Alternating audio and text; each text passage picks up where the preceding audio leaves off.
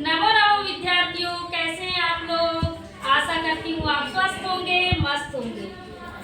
आज हम आपको पढ़ाएंगे संज्ञा और परिभाषा प्रकरण भाग 3। इसके पहले हमने आपको पढ़ाया था संज्ञा और परिभाषा प्रकरण भाग 2 भाग 1। आज पढ़ाने जा रहे हैं हम भाग 3। आप लोग ध्यानपूर्वक सुनिएगा और अपनी कॉपी में नोट कर लीजिएगा। पहले हमने क्या पढ़ाया था आपको, आगम, आदेश, उपधा, पद और निष्ठा,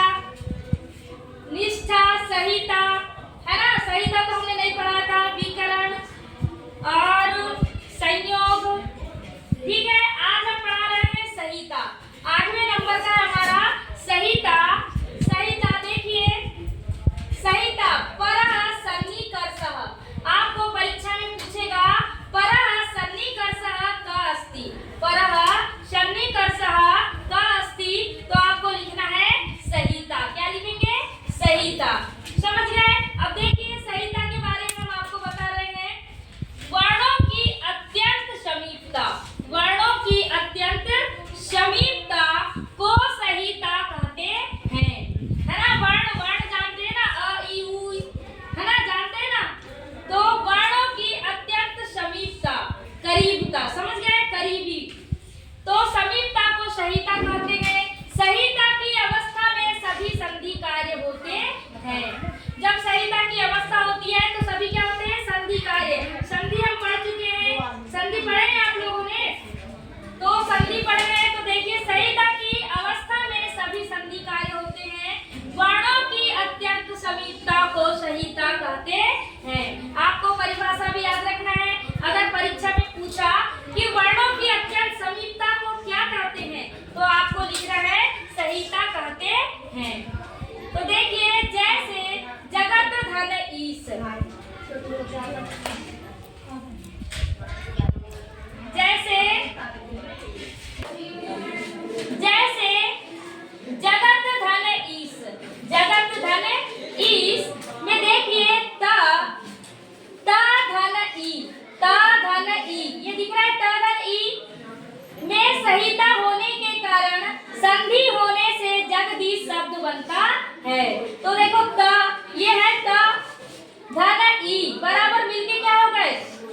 बड़ी ई, क्या हो गई? बड़ी ई हो गया, जगदीश शब्द बनता है। तो देखिए वर्णों की अत्यंत समीपता को संहिता कहते हैं। याद रखना, वर्णों की अत्यंत समीपता को संहिता कहते हैं। ठीक है, तो आपको संहिता पर सन्निकर्ष समझ आ चुका होगा। अब हम नेक्स्ट चलते हैं 9 नंबर पे, है ना। हमारा 8 नंबर तक कंप्लीट हो चुका है। अब 9 नंबर है संप्रसारण। संप्रसारण इसे क्या कहेंगे?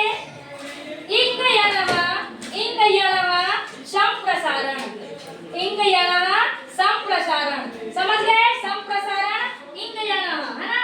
अगर परीक्षा में आया इंग यलः तो क्या है वो? संप्रसारण। समझ गए?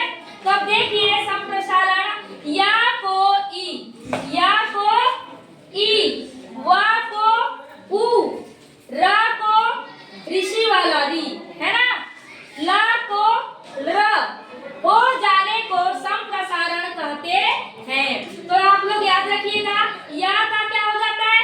ई हो जाता है। वा का क्या हो जाता है? व हो जाता है। और र का क्या हो जाता है? ऋषि वाला री हो जाता है। और ला का क्या हो जाता है? र हो जाता है। उसे संप्रसारण कहते हैं। तो देखिए ये 9 नंबर तक हो गया। आपको समझ आ चुका होगा कि संप्रसारण किसे कहते हैं। या को ई, व को उ, रा को री, ला को र हो जाने को संप्रसारण कहते हैं। हम एक बार नहीं 3 बार आपको रिपीट करके बता रहे हैं। ठीक है, अब देखिए कुछ अन्य संज्ञा एवं परिभाषिक शब्द, कुछ अन्य संज्ञा शब्द हम आपको बता रहे हैं। 10वें नंबर का है हमारा कृदंत। 10वें नंबर का हमारा कृदंत है। जानते हैं कृदंत? कृत प्रत्यय, सुख प्रत्यय, कृदंत प्रत्यय, है ना, तदित प्रत्यय, स्त्री प्रत्यय, है ना। तो ये देखिए कृदंत, हमने आपको कृदंत के बारे में बता चुका है पहले।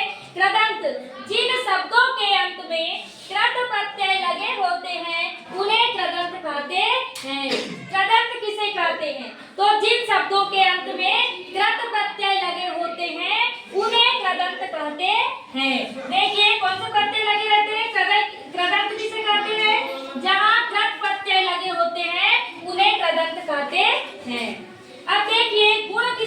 कहते हैं? आपको परीक्षा में आया गुण किसे कहते हैं? तो देखिए गुण क्या है 11वें नंबर का हमारा अ ए ओ, अ ए ओ, अ ए ओ को गुण कहते हैं। अ ए ओ को गुण कहते हैं। समझ गया? गुण भी समझ आ गया ना आपको?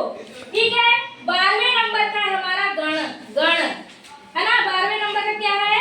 गण है। तो गण किसे कहते हैं? गण किसे कहते हैं? तो देखिए धातुओं को 10 भागों में बांटा गया है। जो धातु है उनको 10 भागों में बांटा गया है, उन्हें गण कहते हैं। कितने भागों में बांटा गया है? 10 भागों में बांटा गया है, उन्हें गण कहते हैं। जैसे भवादि गण, तुदादि गण, अदादि गण, ये है क्या है? गण है। तो धातुओं को 10 गणों में बांटा गया है, उन्हें गण कहते हैं। जैसे भवादि गण, अदादि गण, तुदादि गण, ये क्या है? गण है। ठीक है। तो आप लोग को गण भी समझ आ चुका होगा। अब देखिए वृद्धि किसे कहते हैं? वृद्धि किसे कहते हैं? 13 नंबर है हमारा वृद्धि। तो देखिए आ, ए, औ को वृद्धि कहते हैं। आपने वृद्धि संधि पढ़ा है ना? वृद्धि संधि तो आ, ए, औ को वृद्धि कहते हैं। अब देखिए 14 नंबर है हमारा अच। अच किसे कहते हैं? हमने आपको इसके पहले वर्ण विचार प्रकरण पढ़ाया था। अच किसे कहते हैं, हल किसे कहते हैं, स्वर कितने होते हैं ना? तो देखिए अच किसे कहते हैं? स्वरों को अच कहते हैं। स्वरों को क्या कहते हैं? अच कहते हैं। स्वर कितने होते हैं? 13 होते हैं। कितने होते हैं? 13 होते हैं। ठीक है। और हल, अब 15 नंबर है हमारा हल। तो देखिए व्यंजनों को हल कहते हैं। व्यंजनों को क्या कहते हैं? हल कहते हैं। आपको परीक्षा में आया कि व्यंजनों को क्या कहते हैं? तो क्या कहते हैं? हल कहते हैं। स्वर को क्या कहते हैं? अच कहते हैं। समझ गए? ये देखिए ये और ये हल। ठीक है। अब हलंत क्या है? हलंत क्या है? 16 नंबर हमारा हलंत क्या है? तो देखिए व्यंजन जिनके अंत में होते हैं। व्यंजन, व्यंजन जानते हैं ना 33 होते हैं। व्यंजन कितने होते हैं? 33 होते हैं। तो व्यंजन जिनके अंत में होते हैं, ऐसे शब्दों या धातुओं को हलंत कहते हैं। ऐसे शब्दों या धातुओं को क्या कहते हैं? हलंत कहते हैं। आप लोगों को समझ आ चुका होगा। संज्ञा और परिभाषा प्रकरण भाग 3, यही हमारा संज्ञा और परिभाषा प्रकरण समाप्त होता है। आप लोग जरूर अपनी कॉपी में नोट कीजिएगा। इसके पहले हमने अन्य संस्कृत व्याकरण के वीडियो डाला है, आप लोग जरूर देखिएगा। मेरा YouTube चैनल है कविता सुरेश पवार, को लाइक कीजिएगा, सब्सक्राइब कीजिएगा, शेयर कीजिएगा और कमेंट कीजिएगा। बेल आइकन प्रेस कर दीजिएगा, जिससे आगे आने वाले नोटिफिकेशन आपको मिल जाया करेंगे। धन्यवाद।